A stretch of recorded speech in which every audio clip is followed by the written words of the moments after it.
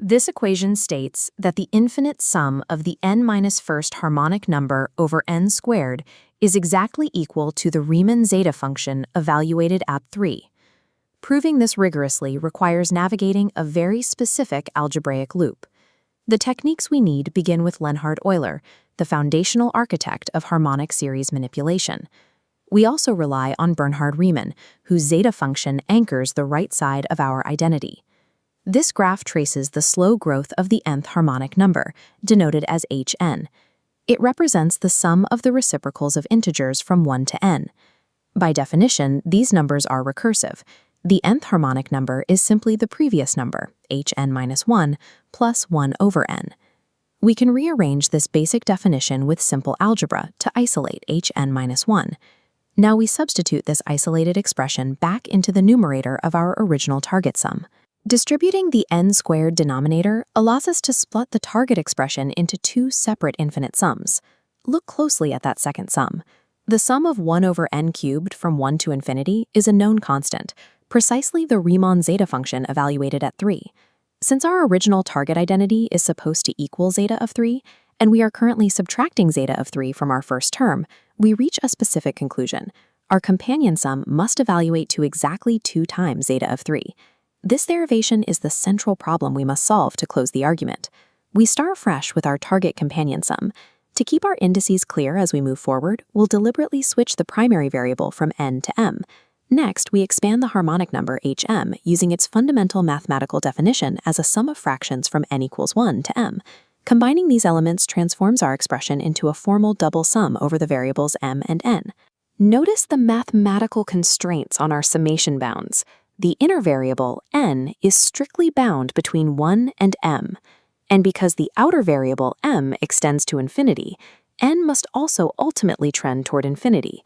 Evaluating the sum in its current nested form is overly complex. To make it tractable, we have to reverse the order of summation. We define the new bounds for the outer sum by moving n to the outside position, running from 1 to infinity. Consequently, the inner summation over m must now start at n and run to infinity. Changing the order of summation is critical here.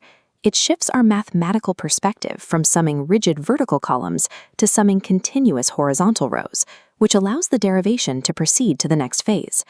Focusing entirely on the inner summation, we extract the very first term, which occurs when m is exactly equal to n.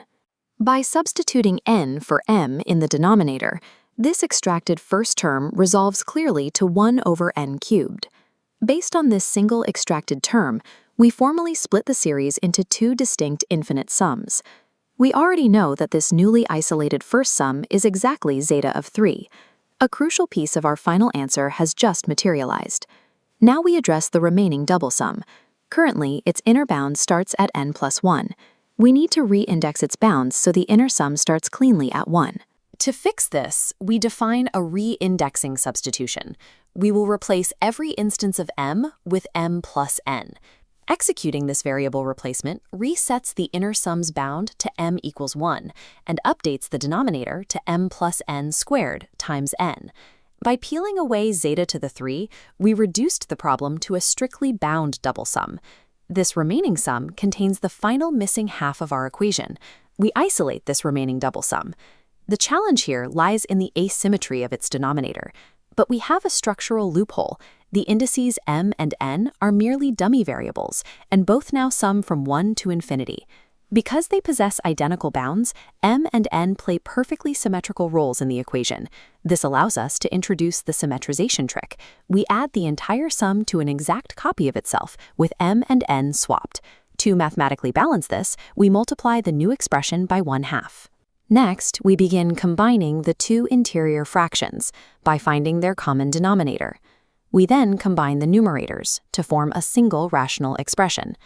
Identify the terms here. The m plus n term in the numerator perfectly mirrors the squared m plus n term in the denominator.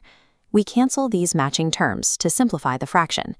Leveraging structural symmetry allows us to bypass the asymmetric constraints of the previous expression, yielding a clean, solvable rational function.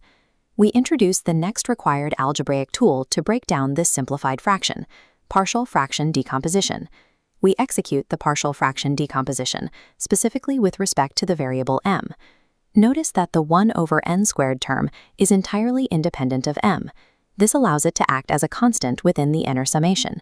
We extract the 1 over n squared term outside of the inner sum to isolate the m variables.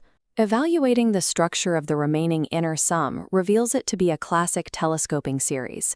The mechanics of this telescoping series are straightforward. As m increases, every positive term is eventually cancelled by a subsequent negative term, starting from 1 over n plus 1. The only terms surviving this mass cancellation are exactly the first n terms of the harmonic series. We substitute this collapsed inner sum with its true identity, the harmonic number, hn.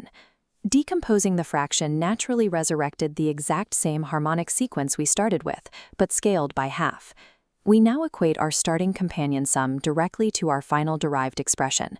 Because the infinite sum appears on both sides of the equal sign, we can treat it purely as a simple algebraic variable. Subtracting 1/2 of the infinite sum from both sides consolidates the terms. We multiply both sides by 2, successfully proving the value of the companion identity. It equals exactly 2 times zeta of 3. Returning to the very first equation established at the beginning of our proof, we replace the unknown companion sum with our newly proven value of 2 zeta of 3. Performing the final subtraction leaves exactly zeta of 3.